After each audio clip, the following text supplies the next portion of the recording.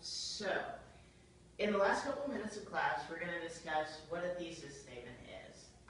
Basically, how to cap off yesterday's lesson, which we talked about how to write good introductory paragraphs. So does anyone know what a thesis statement is? A sentence. It is a sentence.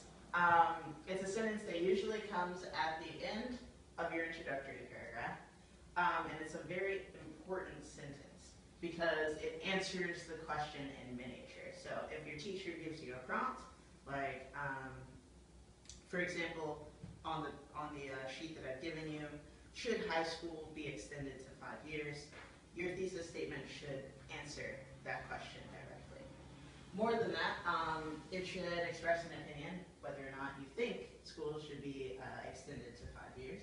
It should be debatable, and it should be specific, and it should be a kind of mini paper roadmap, so we can follow your line of argument. So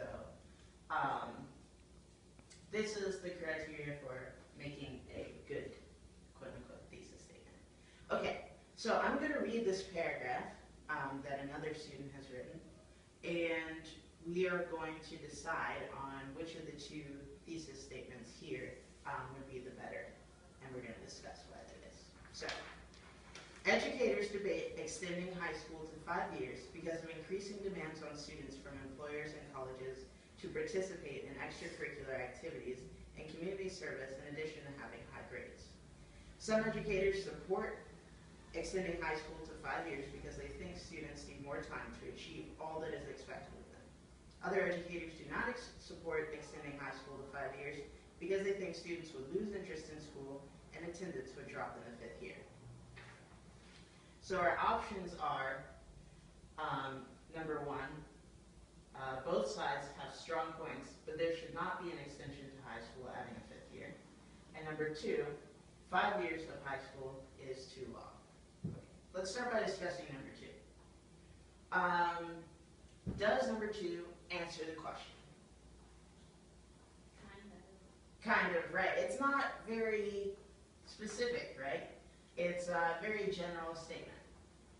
Furthermore, does it tell us the line of thought behind their argument? It does express an opinion, right? It's too long. But does it express like a roadmap where the paper is going? Right, no, it doesn't. So just off the bat, that doesn't quite satisfy the criteria for a solid thesis statement. So let's discuss number one now. Both sides have strong points, but there should not be an extension to high school adding a 5th year. Does this answer the question? Yeah. It would be the last sentence. Does it express an opinion? Yes. Yes, it expresses an opinion. Is it debatable? Yes. It's also debatable. Is it specific? No. Yeah, kind of. We're still lacking in the specific section because these two thesis statements are both lacking in these last two, which are very important.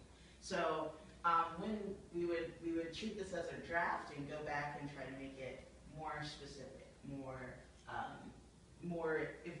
explanatory of where our paper is going to go.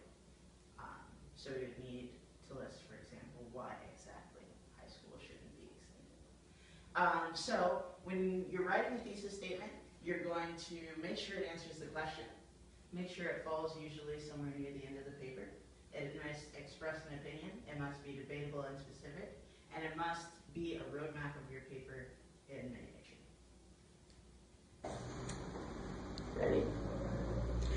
GTS is easy, and you know it. You begin by answering the question because you want to show it. Make the sentence your last so it can shine. Clap your hands and touch the sky because now you can express an opinion.